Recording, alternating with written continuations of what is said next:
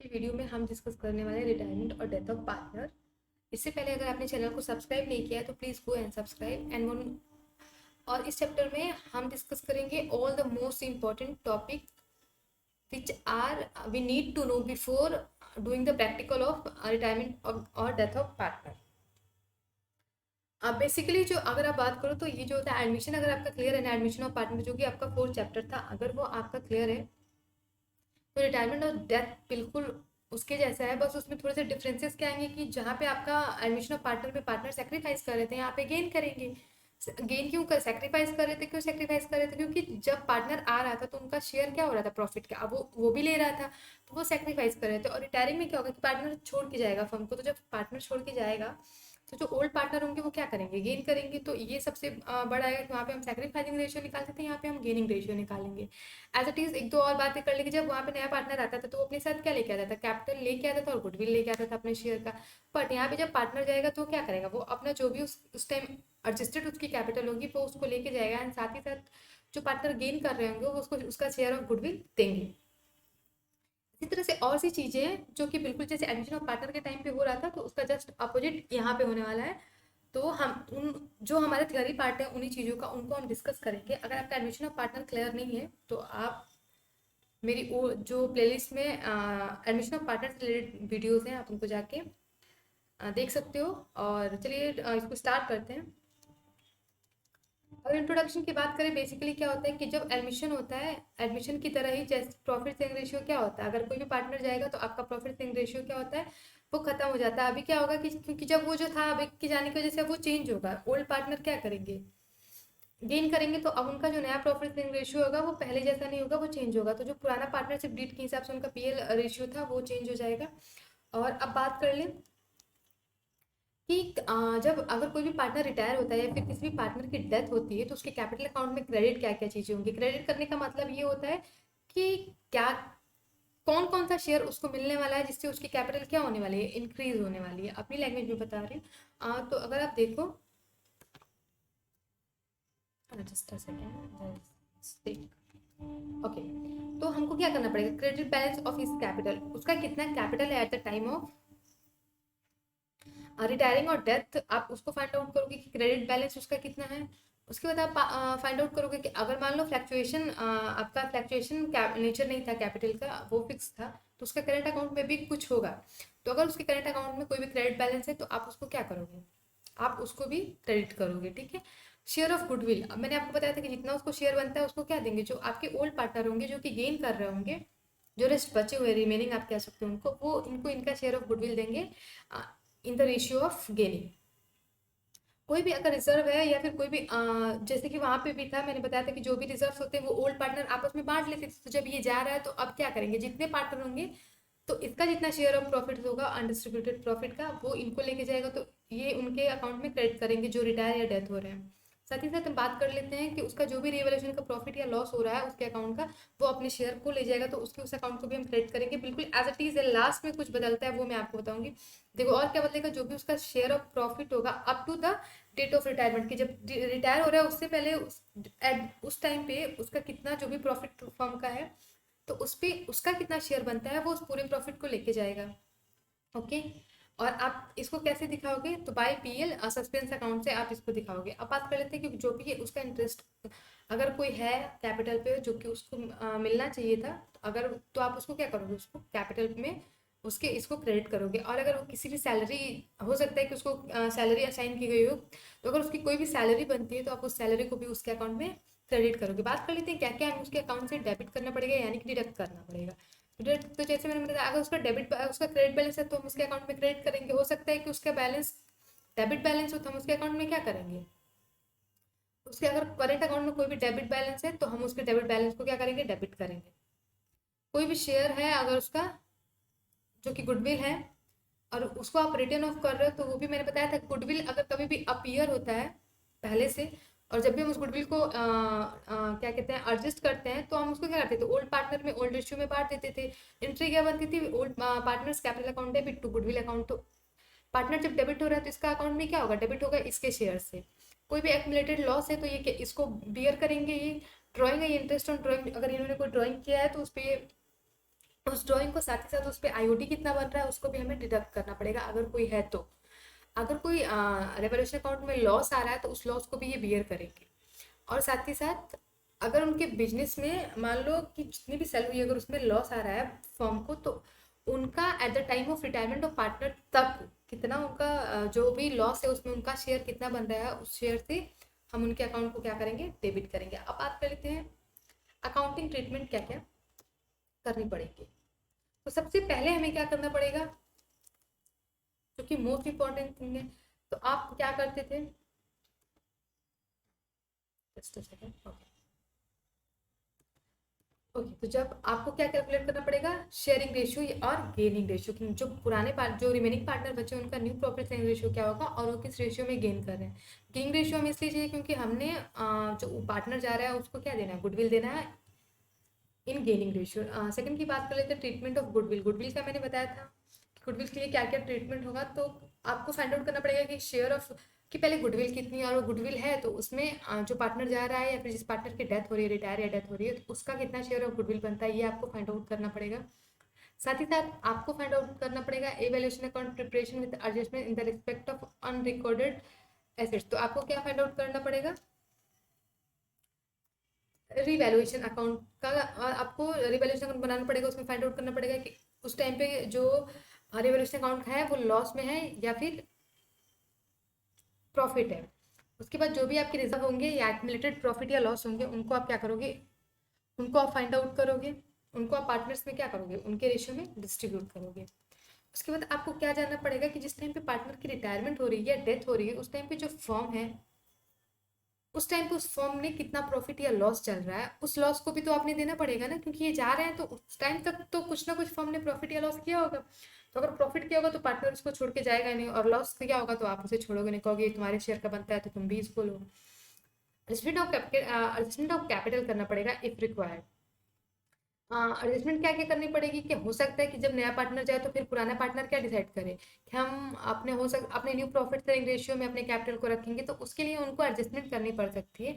और बात करेंगे लास्ट में settlement of the account of due to जो भी रिटायर पार्टनर है उनके अकाउंट को आप क्या करोगे, सेटल करोगे। सेटल का मतलब या तो उनको पेड ऑफ करोगे, नहीं पेड ऑफ करो तो उनके जो भी जो कैपिटल आपके फॉर्म में है जो जिसका आपको उनको पे करना था और आप नहीं कर रहे हो तो उसको आप अगर रिटायर हो रहा है तो in the form of loan दिखाओगे, और अगर डेथ हो रही है तो आप उनके एक्सिक्यूटर अकाउंट को में उसको दिखाओगे। अब बात कर लेते हैं न्यू प्रॉफिट रेशियो और गेनिंग रेशियो कैसे निकालते हैं। तो आप सभी ने पढ़ा है कि गेनिंग रेशियो निकालने के लिए हमको क्या चाहिए, न्यू में से जब भी हम ओल्ड रेशियो को माइनस कर देंगे हमको गेनिंग रेशियो मिल जाएगा।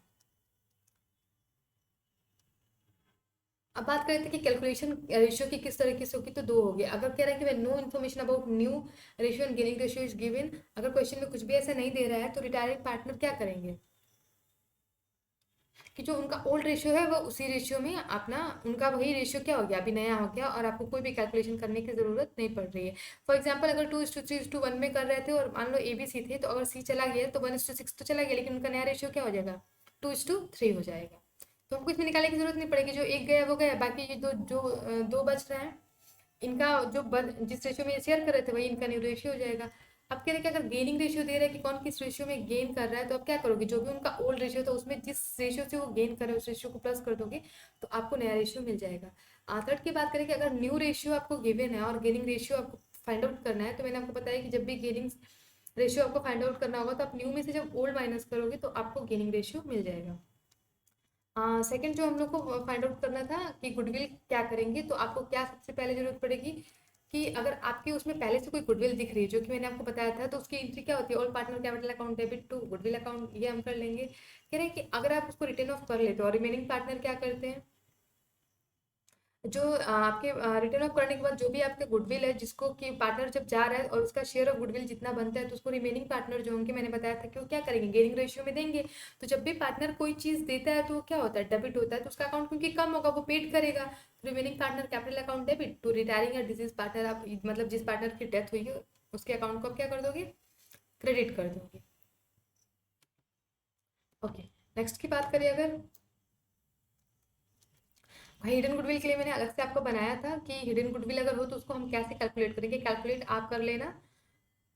और थर्ड जो एडजस्टमेंट होगा कि रिवैल्यूएशन ऑफ असेट्स, आप जो भी असेट्स करोगे रिवैल्यूएशन अकाउंट में तो उनका जो भी आपको प्रॉफिट या शेयरिंग आएगा, तो उसमें जितना जो भी पार्टनर रिटायर हो रहा है उसका शेयर ऑफ प्रॉफिट या लॉस कितना बन रहा है, आप सिर्फ उसके शेयर से उसके अकाउंट को क्या कर दोगे, डेबिट या क्रेडिट कर दोगे।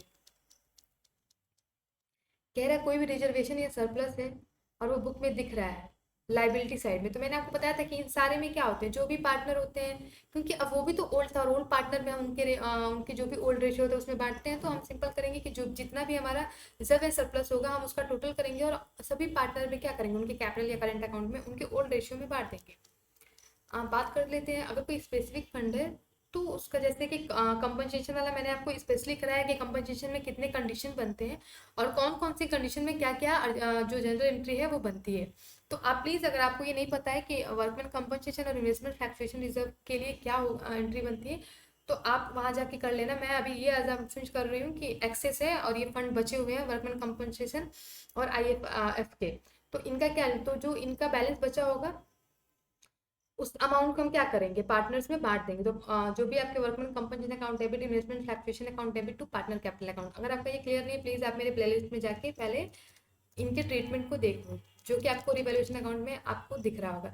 लास्ट की बात करते हैं कि अगर कोई भी लॉस है तो ऑब्वियस सी बात है कि जब लॉस होता है तो क्या करेंगे, जो भी हमारे पार्टनर होंगे वो बियर करेंगे, और जब वो किसी तरह का लॉस होता है या कभी भी कुछ देना होता है तो पार्टनर्स क्या होता है, डेबिट होते हैं। तो आप सारे पार्टनर के कैपिटल करंट अकाउंट को डेबिट करोगे उनके ओल्ड रेशियो में to partner capital account. Okay, next की बात करते हैं।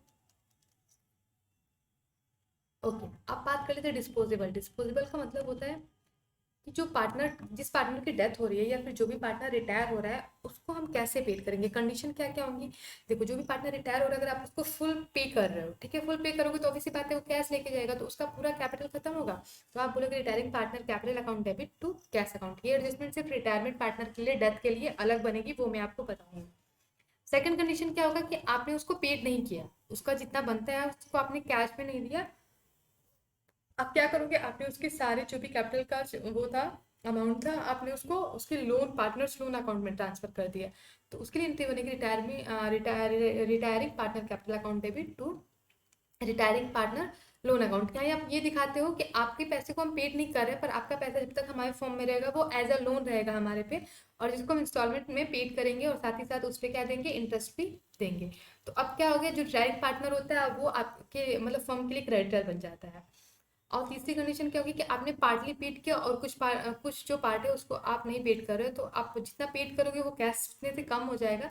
तो retiring partner capital account debit होगा टू कैश अकाउंट, जितने से आपने उसको पेड किया, और जो रिमेनिंग अमाउंट बचेगा उसको आप क्या करोगे, पार्टनर्स के लोन अकाउंट में ट्रांसफर करोगे। तो बी क्लियर हियर कि आपका जो अमाउंट आप पेड नहीं करोगे वो हमेशा पार्टनर्स के लोन अकाउंट में डेबिट होगा, अनटिल एंड अनलेस जब तक क्वेश्चन कुछ और नहीं कह रहा। अब बात कर लेते हैं कि जो लोन अगर हम ट्रांसफर कर रहे हैं तो लोन का सेटलमेंट कैसे करेंगे। तो देखो, लोन को आपने पेड करना होता है उसमें, आप चाहो तो उसको इंस्टॉलमेंट में पेड करो, और आपको पता है कि लोन पे क्या देना पड़ेगा, इंटरेस्ट देना पड़ेगा। तो इंटरेस्ट के लिए एंट्री बनेगी interest account debit to retiring partner loan account. ऐसा क्यों बनेगा, मैं आपको बताती हूँ। आपका इंटरेस्ट अकाउंट डेबिट क्यों होगा, क्योंकि इंटरेस्ट फर्म के लिए क्या होता है, लॉस होता है। तो जो भी हमारे लॉसेस होते हैं वो डेबिट होते हैं टू पार्टनर लोन अकाउंट। क्यों करेंगे, क्योंकि पार्टनर का कैपिटल इससे बढ़ रहा है। सेकंड की बात करें, for the payment of instalment, अगर मान लो आपने इंस्टॉलमेंट में जो पार्टनर था उसको पेड किया, तो उसका जो रिटायरमेंट लोन जितने से था अभी तो वो कम हो रहा है ना, मान लो 5,000 का था 4,000 का हो गया, तो जितने आपने उसको पेड किया उतने से आपका पार्टनर लोन अकाउंट डेबिट हो जाएगा, क्योंकि कम हो रहा है टू कैश अकाउंट। आपने पेड किया है मतलब आपके पैसे कम होंगे। अब बात कर लेते हैं, अब जैसे कि मैंने बताया था कि क्या क्या एडजस्टमेंट ऑफ कैपिटल करना पड़ सकता है, तो कह रहे हैं कि eight the time of remaining partner में, मैंने कहा था आपको कि क्या वो करेंगे, वो डिसाइड करेंगे कि हम जो भी हमारा कैपिटल है उसको न्यू शेयरिंग में कर लेते हैं। तो जिस भी पार्टनर का capital at the time of retirement of partner कम होगा वो लेके आएगा, और जिनका ज़्यादा होगा वो क्या करेंगे, फॉर्म से लेके चले जाएंगे। और जो रिमेनिंग पार्टनर बचे होते हैं उनका सम ही क्या माना जाता है, total capital of the firm, और उसी के बेसिस पे आप उनके न्यू जो भी प्रॉफिट शेयरिंग रेशियो होंगे उनका जो कैपिटल बनेगा वो निकालोगे। अब बात कर लेते हैं कि अगर वो जब आप निकाल लोगे, वो आपको बताया गया था कि आप कैसे एडजस्टमेंट कैपिटल निकालोगे, और मैं फिर से जब प्रैक्टिकल कराऊंगी तो मैं उसको फिर से क्लियर करूंगी। तो अगर मैं ये बात कर लेती हूँ कि कोई पार्टनर है जिसका शेयर जितना बनना चाहिए न्यू पार्टनर न्यू रेशियो के हिसाब से उससे ज़्यादा बन रहा है, तो क्या करेगा, तो वो उसको विड्रॉ करेगा, ले जाएगा तो partner capital account debit to cash account. और अगर कोई कमी है तो पार्टनर क्या करेगा, उतने पैसे लेके आएगा, तो उसके लिए एंट्री बनेगी cash account debit to bank account. Okay, okay, finally तो अभी हम यहीं तक रहने देते हैं, और डेथ ऑफ पार्टनर के लिए मैं अपने नेक्स्ट वीडियो में आपको बता दूंगी। अगर वीडियो अच्छी लगी हो तो please subscribe, hit the like button, और अगर बहुत अच्छी लगी और आपको कुछ समझ में आए और कोई भी डाउट हो तो आप कमेंट बॉक्स में कमेंट करके पूछ सकते हो। Thank you.